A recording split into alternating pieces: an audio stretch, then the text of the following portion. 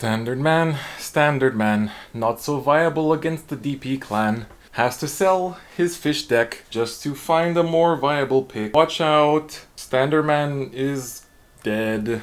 Just kidding, Standard man isn't anywhere near dead. Please keep your Bermuda decks, they're still very strong. This song is going to continue until I run out of ideas. Hello, today we're taking a look at the V-EB08 meta, once again provided with a pie chart from the one and only Dexander. So we're going to take a look at it. I don't have too much time, so I have to go through this pretty quickly. We're not going to spend too much time on clans that have already appeared on these things as well, so let's just skedaddle and take a look at it. Once again, thank you Dexander for the pie chart and everything. Check him out on his blog and Twitter. So, taking a look at this pie chart, voila, we can see that Bermuda is going down. It's not dead, it's still the #1 most topping deck, but it's only #1 by a very small margin now. Things are becoming more fair. So, this is V-EB08, so this is post My Glorious Justice. This is the English meta we're in currently, and this is also the meta in which I played in Japan. So this is when I went to Japan for a month in July for summer school, and so I actually played just after this set released. So I think it was about a week or two after it released, and then I also played in the VBT05 meta too, which I'll be covering after this. So Bermuda, not talking about it much more, you guys know what it does, you guys know why it's strong, but 26% is because a lot of decks now can counter it. A lot of decks can play around it. Grand Blue is the best protect deck basically because they're able to get protects easily. You know, they have the Greed Shade, I think it's called, a new grade 2 that lets them recycle PGs if they need to. So guarding those Force 2 66k attacks isn't that difficult anymore. And on top of that, a lot of players are learning how to play around it. So Bermuda going down is not a big surprise. In #2 though, 20% is Novas, not Kagura, not Link Joker, not DP, not Grand Blue.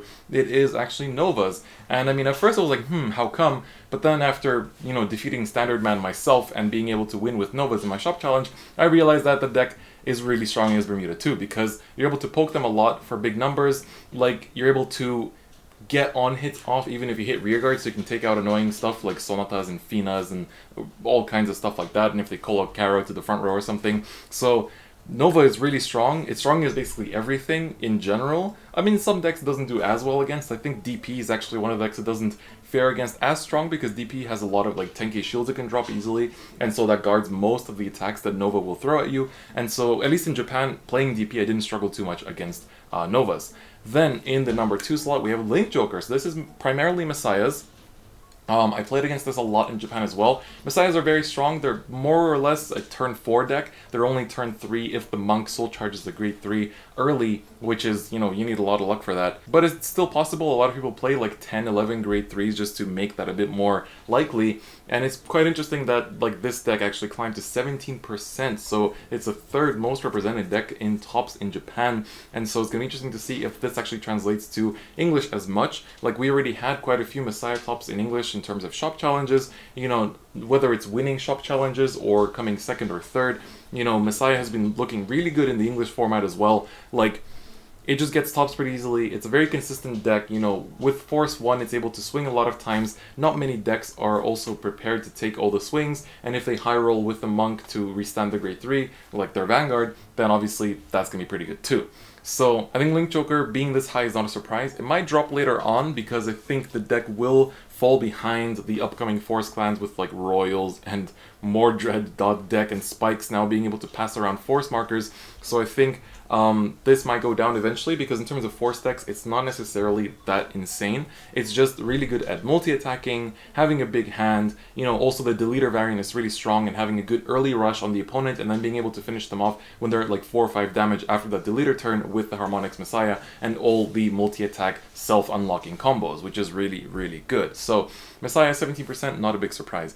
Then we have the 2 new boys from My Glorious Justice. So we have Grand Blue and DP sharing 8% each. So Grand Blue first, obviously looking very good. Like I said, has the amazing grade 2 that allows them to recycle their PGs, recycle whatever unit they want, basically just discard something, grab anything from drop zone. It can be a heal if you're not allowed to guard with PGs, like literally anything. And then on top of that, in Premium, like this is obviously the standard meta-analysis, but in Premium it's also insane because you can recycle G-Guards. So that card really carries the deck really hard. I had some trouble playing as Grand Blue in Japan as well. I felt that it was very, very strong. It's very aggressive. It can make huge columns, huge numbers with complete ease. Like having the Cocytus crit pressure, and then on top of that having the Skull Dragon smacking you for massive numbers is really scary, and honestly, like, it's pretty hard to counterplay against them. The best thing I could find against them was just counterblast starving them, not giving them the counterblast to do too many of their plays, but even then, some of them can do quite a lot regardless, even if you don't. So it's a pretty scary deck, honestly. Granblue is really scary. And then finally DP, my treasure, my beloved. So DP was very, very good. DP shuts down Bermuda entirely because we have cards like Drawhead, we block Intercept, so Fina is useless, and then on top of that, like, even in the upcoming like Narukami meta, which I'll talk about in the next video, it's going to be looking really good too. So DP plays all of its matchups so well. Like, Bermuda matchup is fine. Like, looking at the rest of this list, Nova matchup, not that much of a threat. Kagura matchup, what are you going to even retire when I don't fill up my board most of the time to begin with, or stuff like Dizaurus goes back in the soul.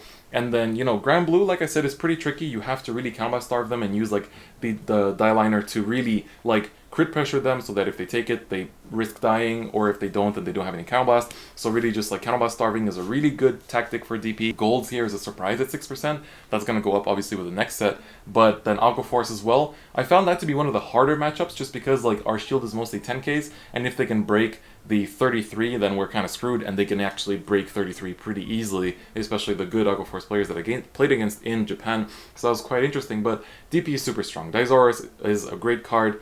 Die Liner obviously carries the whole deck. Great Dayusha is still an amazing win con, even if it's turn 4. But honestly, I've won games on turn 3 just because of Die Liner when I'm swinging for like, you know, a 43 without any issues, or like a 51, 56 if I got some power pumps. And if they don't have a PG, what are they going to do? You know, it's really, really strong, really, really threatening. It does use up a lot of counterblast, but that's not much of an issue. Like, there's not many decks that can counterblast starve us. The mirror match is a bit of an issue because that's the one deck that can really counterblast starve us, but most other decks don't really do it as much. For golds, I'm not too sure why they're at 6%. That's quite a lot. Because I'm assuming it's just still the same old Raven-haired deck, because Platina isn't out yet, so I think we'll leave this for now and talk about it more on the next one, because that's when golds get more support. But then for Aqua Force, this I'm surprised is only 6% because I guess they weren't winning tournaments too much, but they were usually at the top tables in the tournaments that I went to. Like, Aqua Force was very strong. The good builds can really set up the numbers very well with Glory, and even like the early Maelstrom was a bit of an issue sometimes as well. Like, I played against Aqua Force more than any other deck, by far. Like, Aqua Force was by far the most popular deck in all the tournaments I went to, and it just felt very, very strong. Like, Aqua Force just sets up really well. Their win con is very easy to achieve for them with a lot of the new cards, and Glory Maelstrom just carries the deck really, really hard, and also Coral Assault like just fulfills that win con easily. So if they open like 3 or 4 corals, you know, on that turn, you're basically sitting just praying for defensives because you can't do much else apart from that. So for a lot of decks, that matchup is an issue, and you really need to have like PGs for days to be able to live through it, and because it's an Axel clan, like even having PGs for days might not be enough. Then finally, Kagura slipped hard. Like, Kagura having so many variants in terms of deck builds, you know, whether it's the Great, whether it's Blade Master Waterfall, Blade Master the Great, the End, so many different variants, but slipped to 3%. I think this might even be just like 1 or 2 tops in general, so it's very, very low, but yeah, that's pretty sad because Kagura is very strong. I played against quite a few Kaguros in Japan as well. Mostly the Ends. The other decks I played against were like Blade Master the Great, and stuff like that. But yeah, I think the deck performs quite well, but maybe it wasn't really this season, or people were just trying out the other new decks from this set.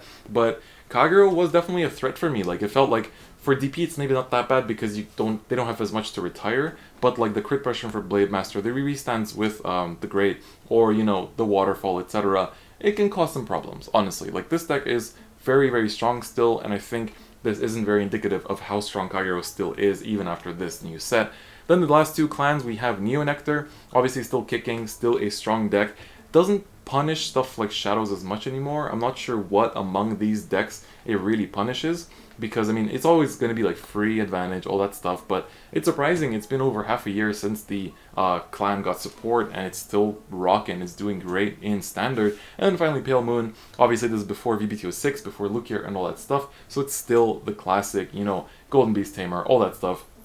Nothing too fancy, nothing too crazy, but still nice that it managed to sneak in a top here as well. So this is the meta-analysis for the V-EB08 format. I found this format to be very fun to play in, obviously as a DP player myself, but there was a lot of variety of decks, as you can see here, like a lot of different decks that are very viable. You know, Bermuda did not feel much of a threat anymore, and the decks that are next to it honestly didn't feel that unfair or anything either. Like Novas and Link Joker and Grand Blue, etc. were pretty okay to play against. I didn't struggle that much, and I felt that they were quite fair in that sense as well. And so I feel like Standard is really looking much better now, starting from this meta, and it's only going to get better from the next one onwards. So honestly, it's looking really good. It feels very good, and honestly, just I'm pretty happy because in Japan I got reminded of how fun Standard really is, because they take it very seriously there, so it was really cool to see. So that's gonna be it for this V-EB08 meta-analysis. You can check out more information about it and all the decks in this pie chart on Dexander's blog that I'll leave in the description, so do click that and see for yourself.